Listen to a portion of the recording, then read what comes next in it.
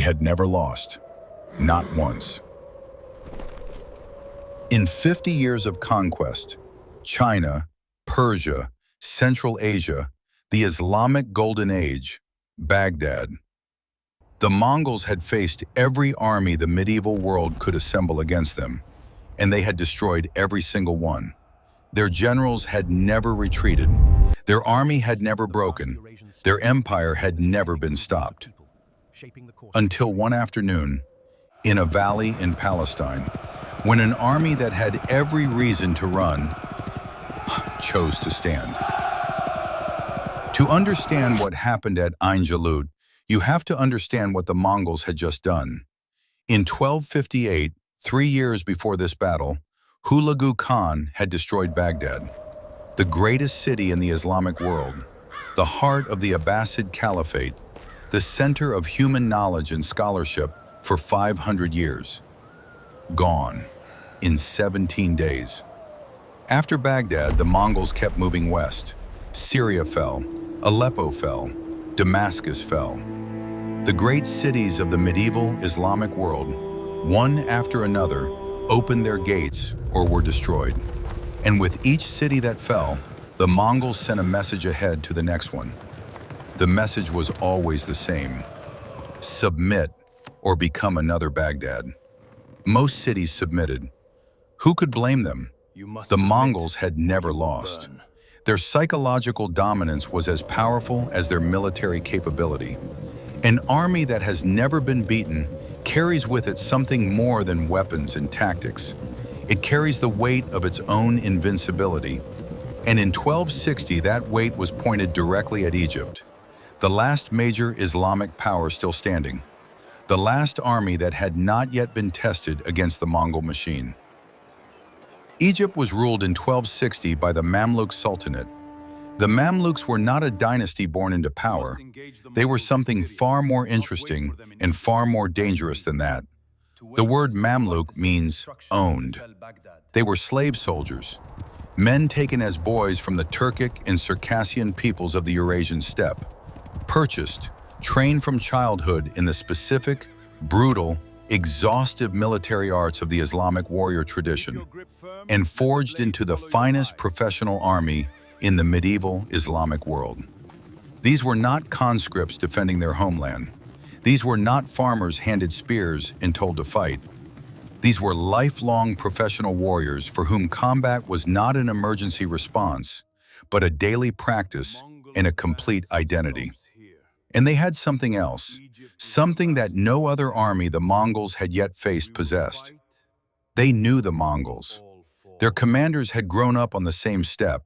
They understood Mongol tactics from the inside. They knew how the light cavalry feigned retreat. They knew how the flanking columns moved. They knew the specific psychological strategies the Mongols used to turn an opponent's fear into a tactical weapon. You cannot be destroyed by a strategy you can see coming, and the Mamluk commanders could see it coming. Their Sultan, Qutuz, understood what was at stake. If Egypt fell, there was nothing left. No Islamic power between the Mongols and North Africa. No army, no city, no civilization. He called his commanders together. He told them what they already knew. They were the last line. The two armies met on September 3rd, 1260, at a place called Ain Jalut, the Spring of Goliath, in the Jezreel Valley of Palestine. The Mamluk force was commanded by one of history's most extraordinary soldiers, Baybars, a man who had been sold into slavery as a child, who had risen through the Mamluk ranks through nothing but the quality of his mind and the terrifying precision of his military instinct, who understood, as he looked at the Mongol army across the valley, exactly what needed to happen and exactly how to make it happen. His plan was both audacious and elegant. He would give the Mongols what they expected. The Mongols' favorite tactic was the feigned retreat, drawing an enemy army forward in pursuit of what appeared to be a collapsing Mongol line, then turning and destroying the overextended enemy in detail. Baybars would use the same tactic against them. The Mamluk vanguard advanced. made contact, and ran.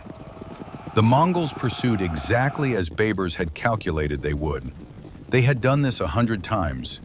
An enemy that runs is an enemy that is already beaten.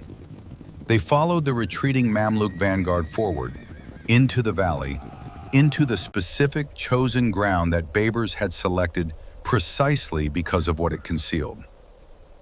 The main Mamluk army. Waiting, hidden in the hills on both sides of the valley. When the Mongols rode into the trap, Baburs closed it. The flanking forces came down from the hills simultaneously. The Mongol vanguard, suddenly surrounded, suddenly in terrain that negated their mobility advantage, suddenly facing an enemy that was not running anymore, found themselves in a battle they had not planned for. And here is what makes Ain Jalut genuinely extraordinary. When the Mongol left flank began to buckle under the Mamluk assault, it almost broke the entire trap. The Mamluk soldiers on that flank, seeing the Mongols beginning to give way, pushed too hard, overextended, and the Mongol line threatened to collapse in a direction that would allow them to escape the encirclement entirely. Sultan Qutuz himself rode to the threatened flank. Threw his helmet from his head so his men could see his face, shouted the battle cry of Islam across the collapsing line, and personally led the countercharge that sealed the encirclement again. This was not a general directing from a safe elevation. This was a sultan fighting in the line because there was no other option. And it worked. The Mongol force was destroyed. Their commander Kitbuka was captured and executed. For the first time in 50 years, a Mongol army had not just been stopped.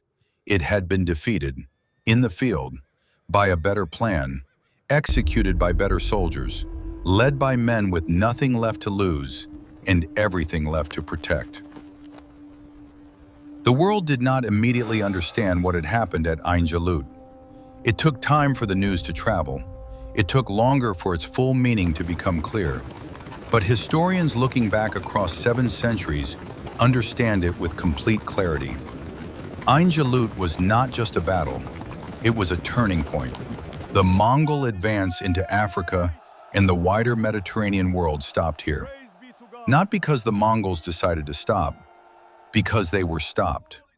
The psychological dominance that had been their most powerful weapon, the specific, crushing weight of 50 years of unbroken victory, was broken at Ain Jalut.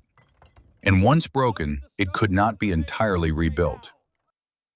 The Mamluks pressed their advantage. Baburs, who would later become Sultan himself, spent the following years systematically dismantling the Mongol position in Syria, driving them back, consolidating Islamic territory behind the line he had established. He understood that a victory unused is just an event. A victory built upon becomes a foundation. The Islamic world, which had absorbed the destruction of Baghdad, the fall of its greatest cities, the end of the Abbasid Caliphate, had found its answer. Not in the traditional methods that the Mongols had already learned to defeat, but in a force that had grown up on the same step, that knew the same tactics, that turned the Mongol playbook against the Mongols themselves, and won. 3 years before Ain Jalut, the Mongols destroyed Baghdad, and the world believed nothing could stop them. 3 years later, a man who had been sold as a slave was standing in a valley in Palestine over the body of a Mongol commander. History does not always move in straight lines. Empires that seem unstoppable are stopped. Armies that seem invincible are beaten. The mechanisms that produced 50 years of Mongol victory, the mobility, the tactics, the psychological dominance, were not magical. They were learnable. And what can be learned can be countered. Ain Jalut did not end the Mongol Empire. The empire continued for generations. But it ended something more specific and more important than that. It ended the idea that the Mongols could not be stopped. And sometimes the idea is more powerful than the army. If this video completed something you started watching with Baghdad, share it with someone who needs to know how that story ends. Subscribe to Legends of the Past, because next week we are going back to Africa, to the story of a warrior prince who was told he would never walk, who proved them wrong, and then built one of the greatest empires his continent has ever seen. Sundiata Keita, the Lion King of Mali. That story is coming, and it is worth every minute of the wait.